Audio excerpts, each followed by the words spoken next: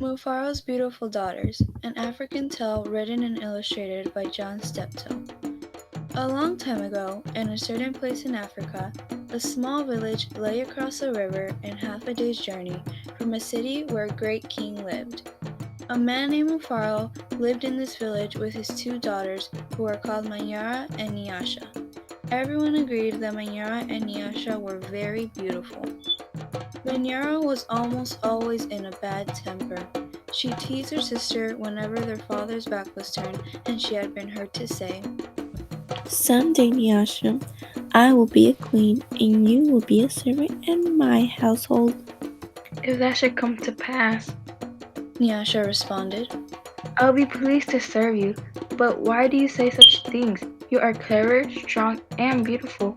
Why are you so unhappy? Because everyone talks about how kind you are and they praise everything you do. Manyara replied.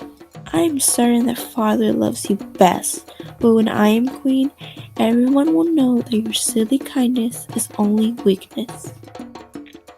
Nyasha was sad that Manyara felt this way, but she ignored her sister's words and went about her chores.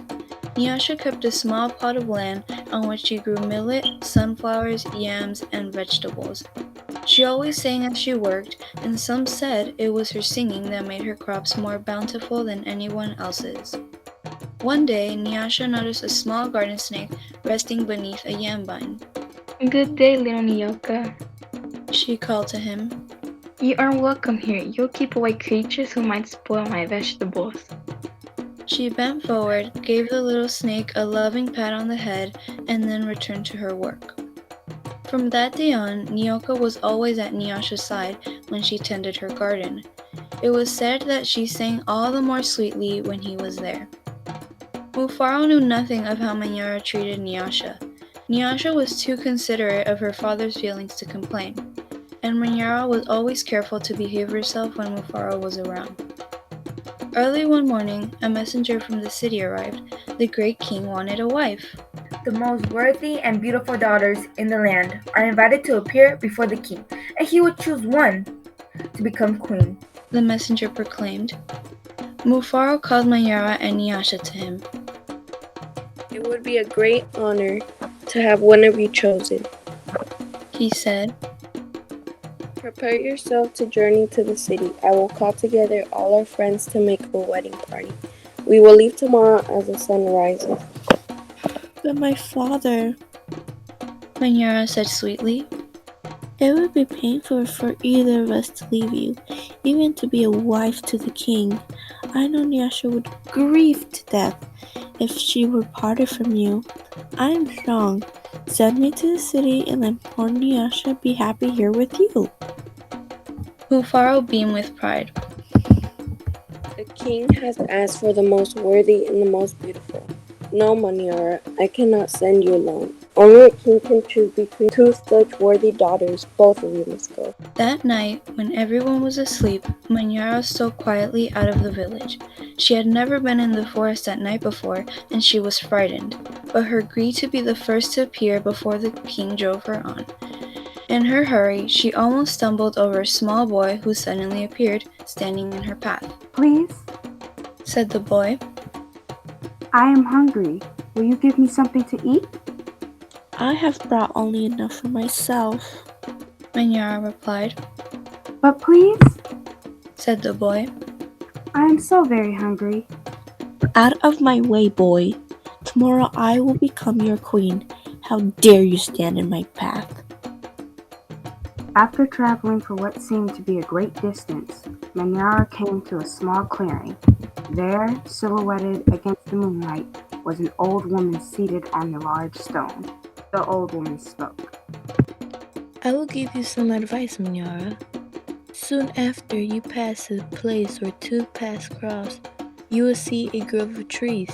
They will laugh at you. You must not laugh in return. Later, you will meet a man with his head under his arm. You must be polite to him. How do you know my name? How dare you advise your future queen? Stand aside, you ugly old woman. Manyara scolded, and then rushed on her way without looking back.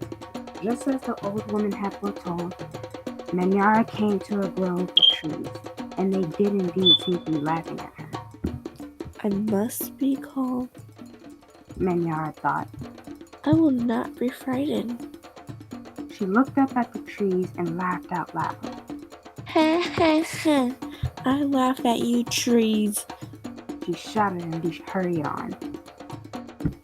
It was not yet dawn when Manyara heard the sound of rushing water. The river must be up ahead. She thought. The great city is just on the other side.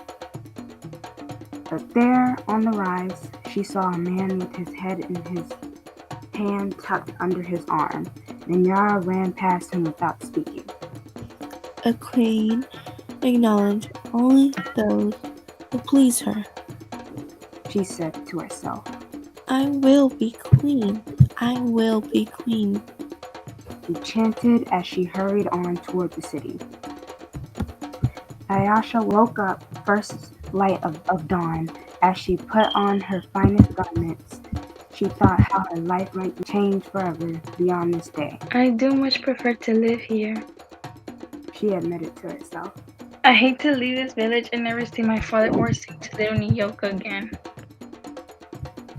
Her thoughts were interrupted by loud shouts and commotion from the wedding party assembled outside.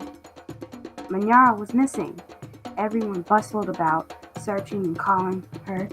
When they found her footprints on the path that led to the city, they decided to go as planned. As the wedding party moved through the forest, brightly plumed birds darted about in the cool green shadows beneath the trees. Though anxious about her sister, Nyasha was soon filled with excitement about all there was to see. They were deep in the forest when she saw the small boy standing by the side of the path. You must be hungry, she said, and handed him yams she brought from her lunch. The boy smiled and disappeared as quietly as he had come. Later, they were approaching the place where the two paths crossed. The old woman appeared and silently pointed the way to the city. Nyasha thanked her and gave her a small pouch filled with sunflower seeds. The sun was high in the sky when the party came to the grove of towering trees. Their uppermost branches seemed to bow down to Nyasha as she passed beneath them. At last, someone announced that they were near the destination. Nyasha ran ahead and topped the rise before the others can catch up with her. She stood transfixed at her sight of the city. Oh, my father, she called. A great spirit must stand guard here. Just look what lies before us. I never in my life dreamed there could be anything so beautiful. Arm in arm, Nyasha and her father descended the hill, crossed the river, and approached the city gate. Just as they entered through the gate doors, the air was rent by piercing cries, and Manyara ran wildly out of a chamber of the center of the enclosure. When she saw Nyasha, she fell upon her, sobbing. Do not go to the king, my sister. Oh, please, father, do not let her go, she cried hysterically. There's a great monster there, a snake with 5 heads. He said that he knew all my faults and that I displeased him. He would have swallowed me alive if I had not run. Oh, please, my sister, please do not go inside that place. It frightened Nyasha to see her sister so upset, but leaving her father to confront Manyara, she bravely made her way to the chamber and opened the door. On the seat of the great chief's stool lay the little garden snake. Nyasha laughed with relief and joy. My little friend, she exclaimed. It's such a pleasure to see you here, but why are you here? I am the king, Nyoka replied. And there before Nyasha's eyes, the garden snake changed shape. I am the king. I am also the hungry boy with whom you shared a yam in the forest, and the old woman to you made a gift of sunflower seeds. But you know me best as Nyoka. Because I've been all of these, I know you to be the most worthy and most beautiful daughter in the land. and it will make me very happy if you will be my wife. And so, it was that, a long time ago, Nyasha agreed to be married. The king's mother and sisters took Nyasha to the house, and the wedding preparations began. The best weavers in the land laid out their finest cloths for her wedding garments. Villagers from all around were invited to the celebration, and a great feast was held. Nyasha prepared the bread for the wedding feast from millet that had been brought from her village. Mufaro proclaimed to all who would hear him that he was the happiest father in all the land, for he was blessed with two beautiful and worthy daughters, Nyasha the queen and Manyara, a servant in the queen's household.